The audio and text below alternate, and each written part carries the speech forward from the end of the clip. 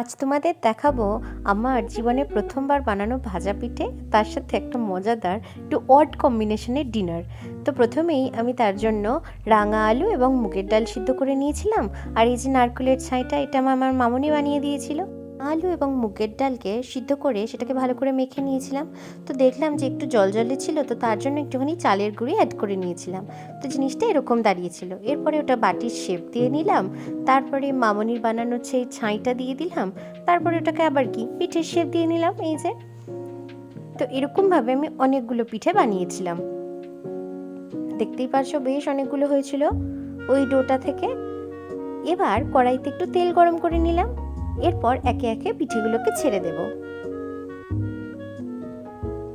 ভালো করে দুটো পিঠ কিন্তু লাল লাল করে ভাজতে হবে। তো এই যে আমার একটা পিঠ ভাজা হয়ে গেছে, এবার অপোজিট পিঠটাকে ভেজে নিলাম। দেখতেই পারছো বেশ অনেকগুলো হয়েছে। প্রথম দিকের বেশ কয়েকটা পুড়ে পুড়েও গেছিলো জানো। এবার তোমাদেরকে আমি একটা ভেঙে দেখাচ্ছি। জিনিসটা বেশ সফট হয়েছিল, ভেতর থেকে প্রচণ্ড জুসি ছিল ওই নারকেলের ছাইটার জন্য। আর বাইরে থেকে সফট প্লাস ক্রাঞ্চিও হয়েছিল, ভীষণ ক্রাঞ্চি হয়েছিল। জীবনে প্রথমবার বানালেও জিনিসটা কিন্তু আমি একদম ফাটাফাটি বানিয়ে ফেলেছিলাম। প্রথম দিকের বেশ কয়েকটা পুড়ে পুড়ে গেছিলো, সেগুলো আমি খাইনি, ফেলে দিয়েছি। কিন্তু বাকিগুলো কিন্তু আমি সত্যিই ভালো করে বানিয়েছিলাম। তো দেখো, তোমাদের বললাম না মজাদার একটু অড কম্বিনেশনের ডিনার। তো এই যে দেখতেই পারছো, মুড়ি, চানাচুর, বাদাম ভাজা, আলুর দম, ডিম সিদ্ধ আর হচ্ছে ভাজা পিঠে।